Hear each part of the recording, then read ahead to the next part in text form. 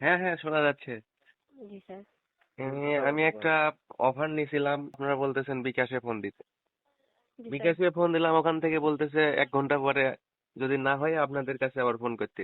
তো সারাদিন খালি এগুলাই করবো, আমাদের কি কাজ নাই? দুঃখিত স্যার আপনার অসুবিধাটির জন্য। স্যার আপনি 499 টাকা রিচার্জ করেছিলেন তাই তো? হ্যাঁ হ্যাঁ।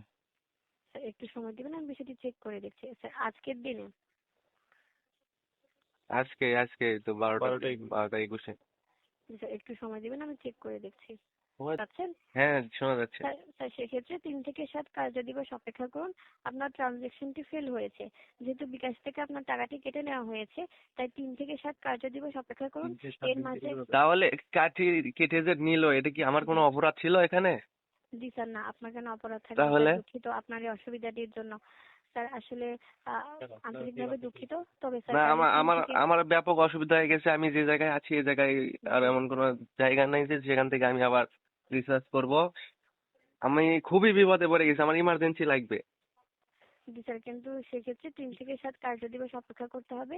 আশা করছি এর মাঝে বিকাশ থেকে আপনার টাকাটি ব্যাক করে দেওয়া হবে।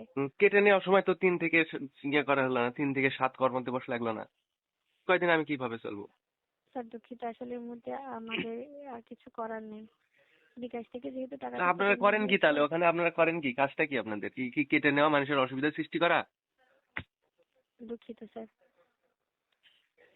এটাই তো বলতে পারেন, শুধু দুঃখিত স্যার। দুঃখে তো আমি আছি এখন বর্তমানে।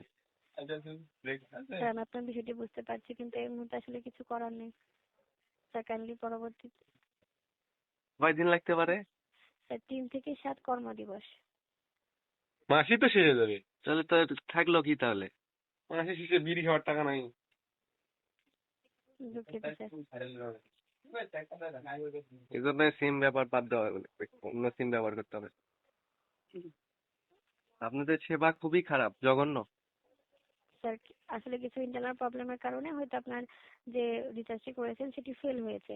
সেক্ষেত্রে স্যার কাইন্ডলি 3 থেকে 7 কার্যদিবস অপেক্ষা করুন। আশা করছি বিকাশ থেকে আপনার টাকাটি ব্যাক দিয়ে দেওয়া হবে। ঠিক আছে, ক্লিয়ার করার অপেক্ষাই করি। ধন্যবাদ স্যার, আপনার সাথে কথা বলে ভালো লাগলো। ধন্য, এত কথা ভালো লাগলো এগুলা।